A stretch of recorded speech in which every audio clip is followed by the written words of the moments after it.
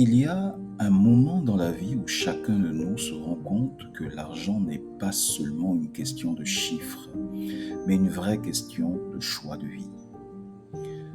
Dans notre enfance, nous dépendons de nos parents sur tous les plans, y compris sur le plan financier. Dans notre jeunesse, nous faisons nos toutes premières expériences de l'argent, souvent avec des erreurs financières certes, mais nous construisons peu à peu notre comportement financier d'adulte. Vient ensuite l'âge adulte où nous devons assumer certaines responsabilités telles que le logement, les enfants, les projets, parfois même la gestion des dettes. Et vient enfin la maturité, du moins c'est ce que nous vous souhaitons, où l'on pense à la retraite, à la transmission, à ce que l'on va laisser à nos proches. Ce cycle de vie nous rappelle une vérité simple. Si tu ne changes pas ton comportement financier tôt ou tard, ce sont les circonstances de la vie qui t'y obligeront. Car ce que tu refuses de maîtriser aujourd'hui, ce sont les enfants, ton couple ou ta vieillesse qui le paieront demain. Chers clartivistes, le thème d'aujourd'hui est fondamental si vous souhaitez comprendre ma détermination à encourager l'amélioration du comportement financier chez les étudiants, les salariés, les entrepreneurs ou les retraités. Vous êtes bien sûr sur Clarté Financière, votre podcast dédié à l'éducation financière et entrepreneuriale, et le thème d'aujourd'hui pose la question suivante. Pourquoi changer positivement son comportement financier est-il essentiel?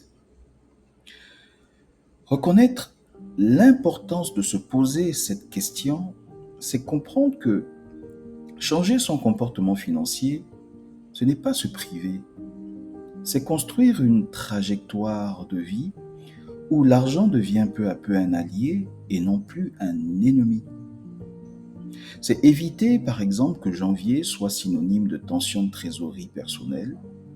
C'est éviter que la rentrée scolaire devienne un fardeau, un déclencheur d'hypertension, ou encore que la retraite ne se transforme en crise d'angoisse au fur et à mesure qu'on s'en approche. Les signaux d'alerte, ils sont tout simples. Quand tu vis constamment dans l'urgence, quand chaque imprévu devient une crise, quand ton argent file sans que tu ne saches où il est passé, ce sont autant de rappels que tu n'as pas encore aligné ton comportement financier avec ton cycle de vie. La bonne nouvelle, tiens-toi bien, c'est qu'il n'est jamais trop tard pour commencer. Que tu sois étudiant, parent ou retraité, tu peux décider de changer ta façon de gérer ton argent pour retrouver clarté, équilibre et sérénité. Retenons bien ceci.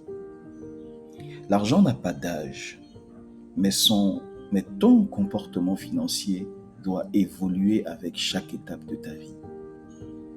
Celui qui accepte ce changement construit une vie plus stable, plus libre et surtout plus cohérente avec ses vrais projets. Je te laisse avec cette citation du jour.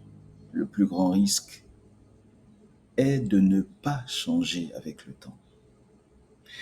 D'ailleurs, un grand philosophe ne disait-il pas qu'il n'y a qu'une seule loi absolue, c'est que tout, mais vraiment absolument tout, finit toujours par changer. J'espère que tu as aimé ce podcast. Si c'est le cas, partage-le avec ceux qui comptent vraiment pour toi, pour qu'ils apprennent l'importance de faire évoluer leurs habitudes financières en fonction des grandes étapes de la vie. Chers clartivistes, la règle est la même. C'est toujours plus de clarté dans tes finances personnelles, pour toujours plus de clarté dans tes projets. On se dit à très bientôt.